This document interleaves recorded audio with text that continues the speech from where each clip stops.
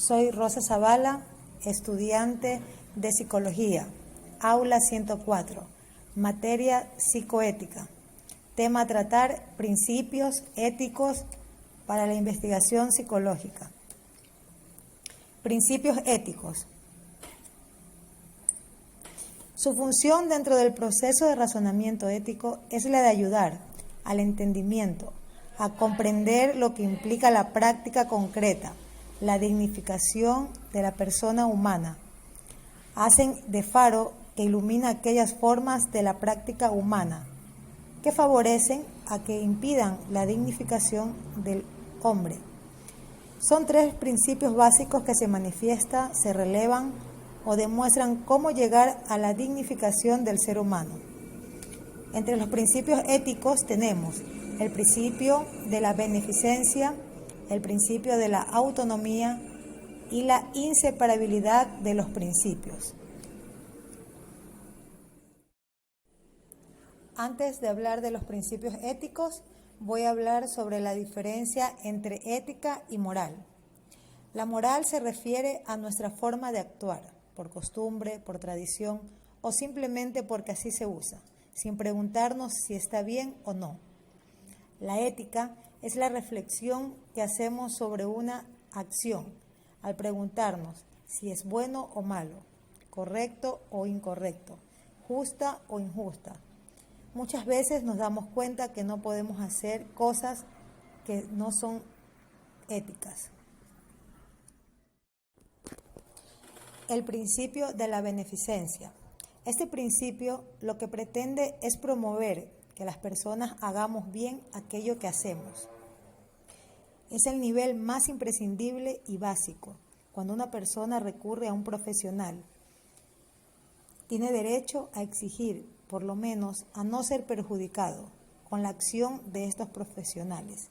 Ejemplo, si yo soy profesora, preparar una buena clase. Si soy médico, poner en cada paciente todos mis conocimientos para dar un buen diagnóstico. En este principio no solo es hacer bien aquello que sabemos, sino además que lo que sabemos sirva a las personas. Si somos distribuidores farmacéuticos, tenemos que llegar a todos lados con los productos, pero que estos sirvan a las personas y no hagan daño.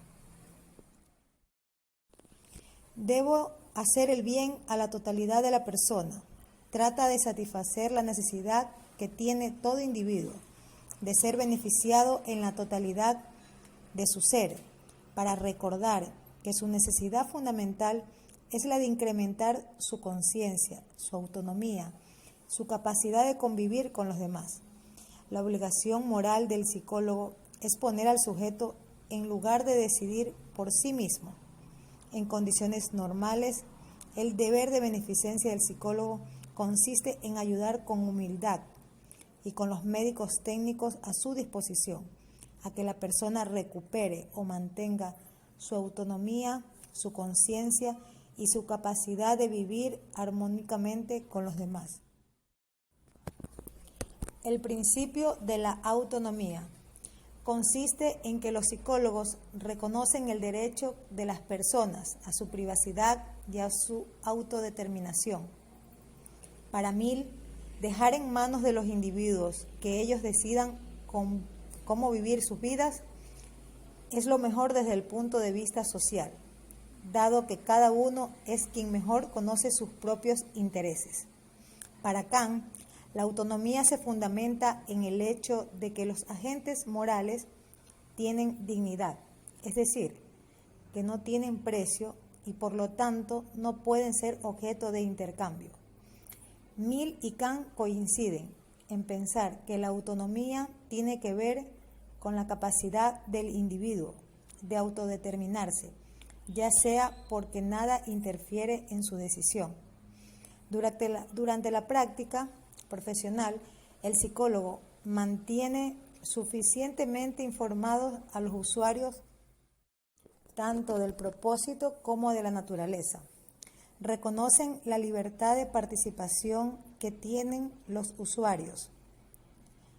Abogan porque se respeten de modo especial los derechos de quienes pertenecen a grupos vulnerables y quienes están limitados en el ejercicio de su autonomía.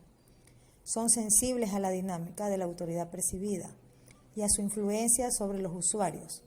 Respetan la confidencialidad de la información obtenida. Informan las limitaciones legales de la confidencialidad.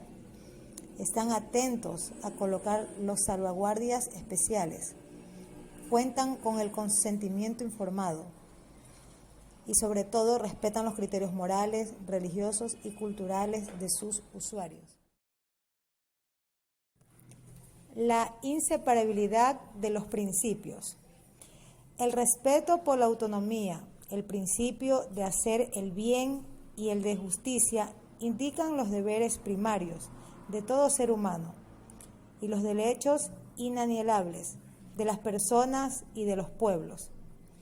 Define el derecho de toda persona a no ser discriminado por consideraciones culturales, ideológicas, políticas o económicas. Determinar el deber correspondiente de respetar la diversidad en las materias mencionadas y de colaborar a una equitativa distribución de los beneficios y riesgos entre los miembros de la sociedad. Los principios interactúan entre sí, no pueden ir separados en la práctica dentro de la sociedad. Desde el punto de vista de la ética personalista, no puede decirse que exista un único principio ético, a partir del cual los dilemas de la práctica profesional puedan resolverse o superarse. Es la trinidad de los tres principios simultáneamente teniendo en cuenta los que deben articularse para que se pueda entablar una adecuada relación ética entre el profesional, la persona y la sociedad, siendo este el vehículo en la práctica, el sostén y la protección, y el acrecentamiento del valor supremo, incremento de la conciencia, la autonomía y la comunitariedad. Falta tratar las normas éticas y las virtudes. En la práctica concreta, las dificultades provienen en su mayoría porque entran en conflicto entre sí diversos valores, principios o normas. Cuando existen conflictos entre dos principios, la resolución es más compleja. Para eso sería necesario remitirlos al tema de los métodos de toma de decisiones. Muchas gracias, este fue mi aporte.